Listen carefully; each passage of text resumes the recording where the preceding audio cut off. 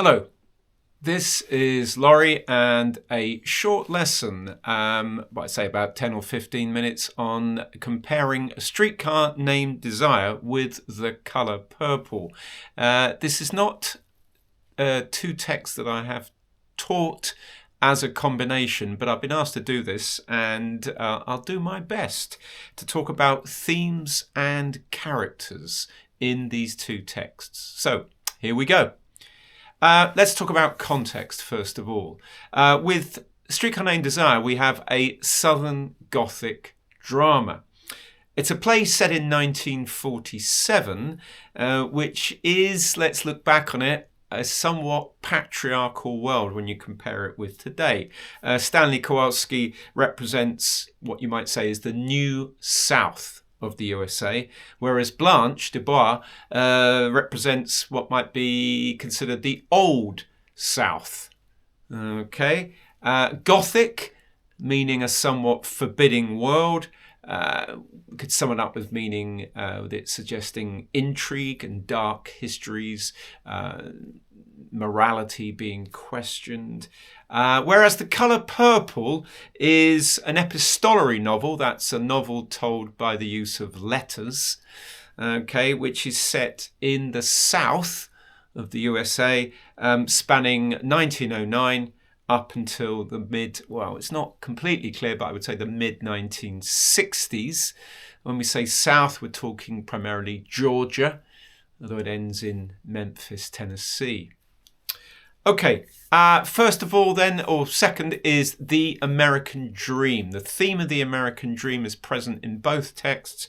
The idea, what is the American dream? Well, from my own understanding, okay, the idea that the individual has the freedom to become a success, to make money, to reach a level of happiness, unhindered by class, background, or government restriction, okay?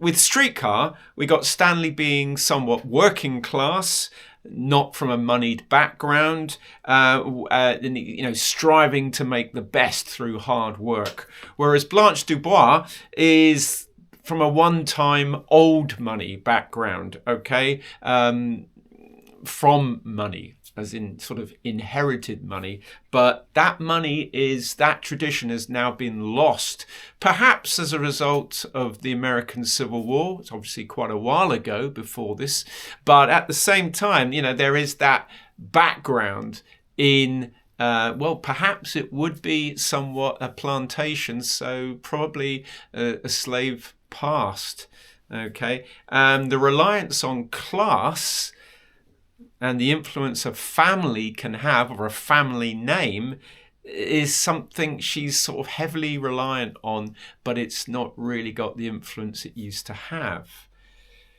The colour purple, on the other hand, we've got Celie inheriting her husband's old house, and Shug and Celie go into entrepreneurial business. They set up Folks Pants Unlimited, the trouser making idea, which becomes a brilliant success. So in a way, the American dream in both texts, you could say, is celebrated, certainly with the colour purple, which is normally considered very much a rebellious, somewhat subversive text, is celebrating the American dream at the end. Okay.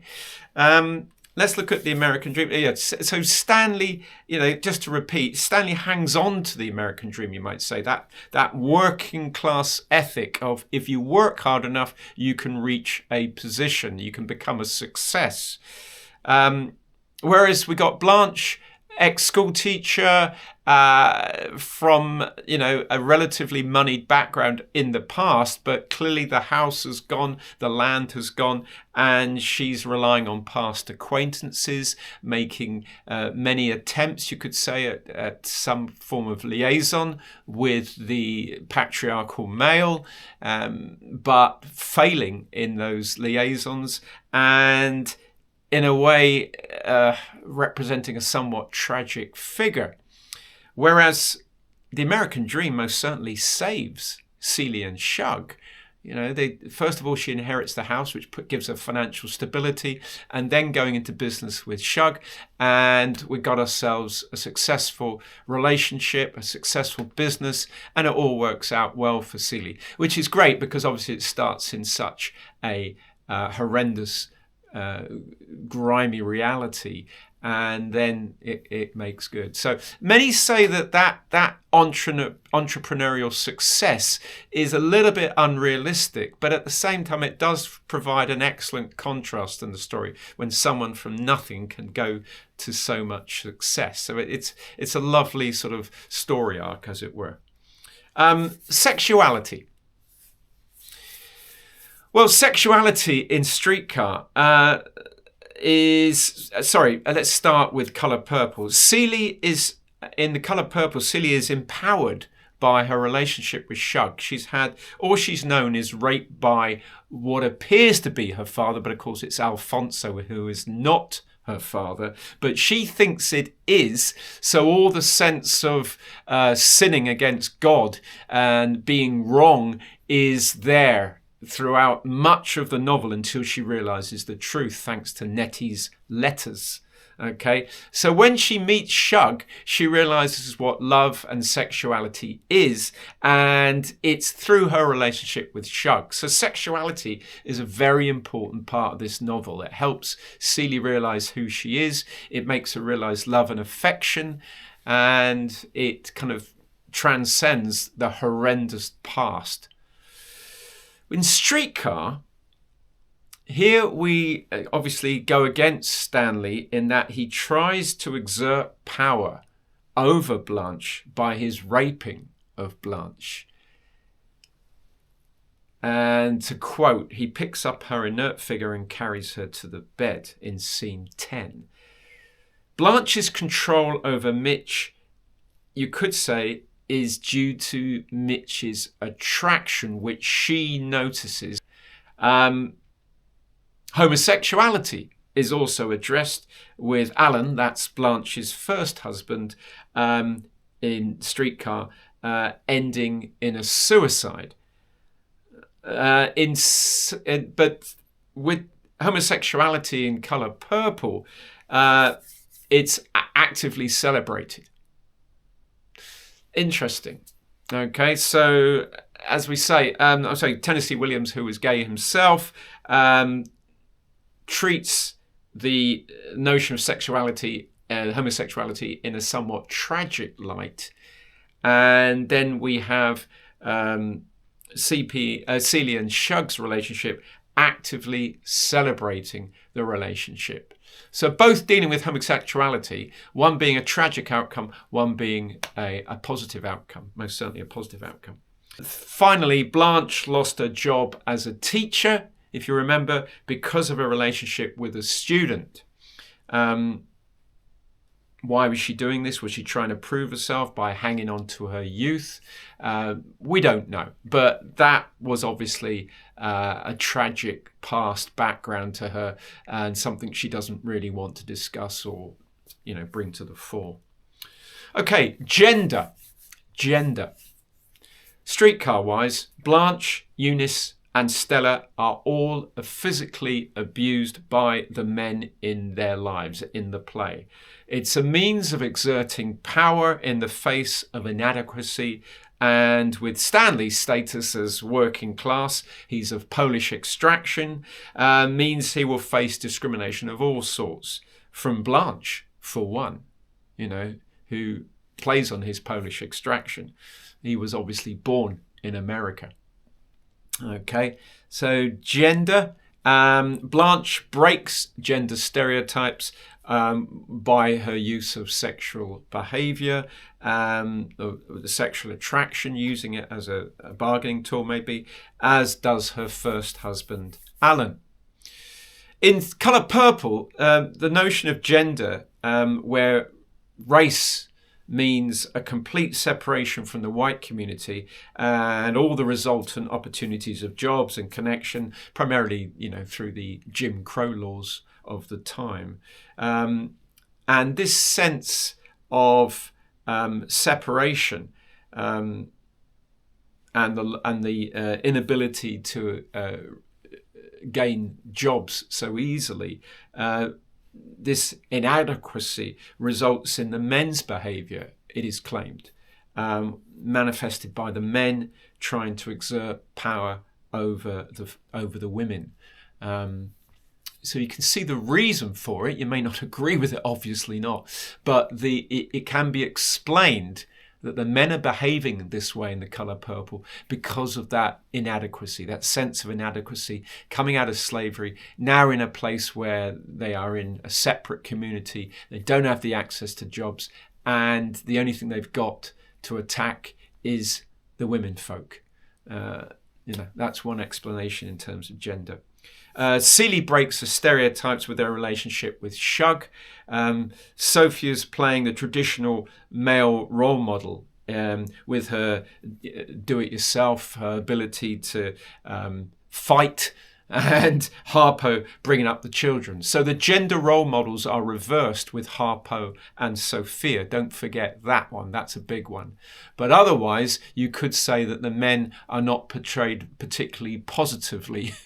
Yeah, Mr. obviously goes through a transition, and Harpo is a good example of perhaps a Renaissance man, the new man in that society. So it's not all negative role models in Colour Purple. Okay.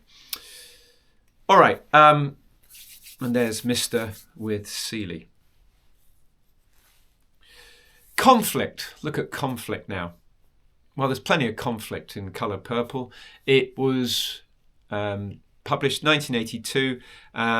Just bear that in mind, because violence occurs in front of the audience for us to witness. It's brutal reality. Shocking in 1982, where we open with Celie being raped by Pa, who is not Pa. We know later he's Alfonso, due to sexual desires not being fulfilled by his pregnant wife. And Celie is beaten by Mr. Okay, that's the conflict, most certainly at the start of Colour Purple. Whereas with Streetcar, the drama, the play, it happens off stage. It's 1947 it was performed, so we assume that the sensibilities of the time,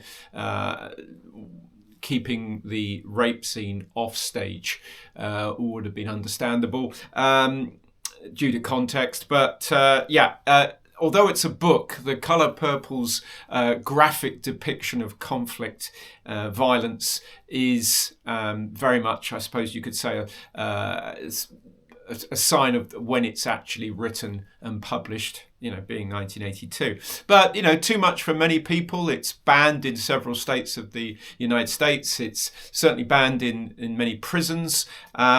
So it's still a very controversial text. Conflict also occurs between not only Celie and Albert, but Celie and Alfonso, and Harpo and Sophia. As we've already said, is once again a graphic depiction, you could say, seeing as it's set in written in 1982. Published in 1982. So the Harpo and Sophia conflict is very much one, as we've said before, of gender reversal, in that Sophia is very much the stereotypical man of the house, whereas Harpo is bringing up the children, is not quite so practically minded, and it's partly because Sophia grew up with 6 or was it 7 brothers, and had to fight her way. So that's the reason for that, but that's another example of conflict. Conflict also obviously occurs, there's with Blanche and Stella. We have Stanley charging after Stella. She backs out of sight. He advances and disappears. There is the sound of a blow. Stella cries out. Blanche screams and runs into the kitchen. Okay, so conflict between Stanley and Stella, as well as obviously Stanley and Blanche. Okay, discrimination. Nettie, Samuel and Corinne in New York City in The Colour Purple. They suffer abuse at the railway station. I would say primarily, you could say due to the Jim Crow laws which separate the black and white communities. And when they meet at a place of community like a railway station, then that's when the abuse occurs. It's obviously really horrible because we've got Samuel and Corinne, two missionaries setting off for Africa along with Nettie, very well respected members of their own communities, suddenly coming into conflict with the white community and suffering this kind of low-level, nasty abuse at the railway station. Particularly disturbing, that one in The Colour Purple. But otherwise, quite a lot of it you don't see a lot of conflict because of discrimination, because it's primarily the black community that's focused on. It's rare that they come into conflict. But also we get, of course, Sophia sent to jail for 12 years for punching the mayor after being assaulted by the mayor's wife. When she says, the mayor's wife says, "Your children have such white teeth, you could be my maid." To which her response is, of course, hell no. And eventually it leads to conflict. Mayor gets involved, gets punched out by Sophia. And of course, ends up paying the penalty of a 12-year jail term. She's let out on the condition that she works as the maid full-time, 365 days a year, apart from half a day off for Christmas, works, ironically, for the mayor's wife again. And it's really another form of slavery. It's called the Convict Release Scheme.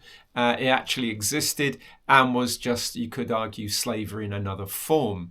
Long after slavery had been abolished, this was still going on in the 1900s.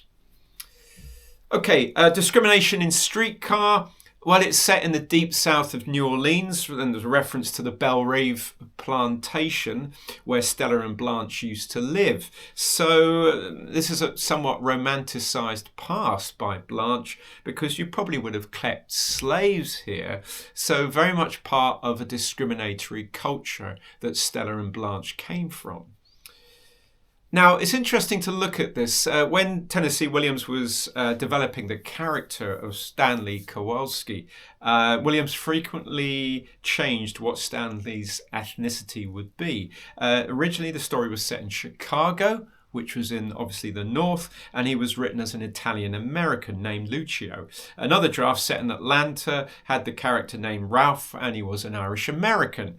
And the draft names were Lucio, Stanley Landowski, Jack, Ralph Stanley, and Ralph Kowalski, before, of course, Stanley Kowalski. So you can see what Tennessee Williams was thinking about here was, pointing out the discriminatory nature given against Stanley Kowalski by someone like Blanche, who's heavily reliant on her roots and her name and her background. Someone like Stanley Kowalski, living the American dream, working hard, trying to make his way, not basing himself on old money or family name or anything like that, is going to obviously come into conflict due to the discrimination by Blanche. Okay, just the last word on the fantasy world of Blanche. Blanche lives in this fantasy world about her family's past. It doesn't really exist anymore. There's nothing left. And she has this past relationship, fantasy relationship with Shep Huntley, this millionaire, and her trying to attract Mitch, the kind of good-natured card player, but Mitch eventually insults her and sees her purely as a sexual item, objectifies her. And there's also the tragedy of her dead husband. This is, you could say, the tragic hamasha of Blanche, hamasha being fatal flaw, her belief in her knight in shining armour that never arrives. You know, one can obviously empathise or sympathise with Blanche's character. There are elements of it that are, you know, unsavoury, of course. There's also the notion of this woman, this ex-teacher, desperately trying to find, you know, in a obviously patriarchal society, she's trying to find some shining knight that will, in other words, you know, give some kind of stability and obviously bring love and security. And she's, you know, getting older, and it's not easy. So that's an interesting character that's painted there. Okay. So hopefully that's a useful comparison of themes and characters. It's by no means exhaustive. I've left out, you know, I can think of obviously plenty of areas one could go into, but I want to keep it relatively short. I hope that helps. Okay, thank you very much.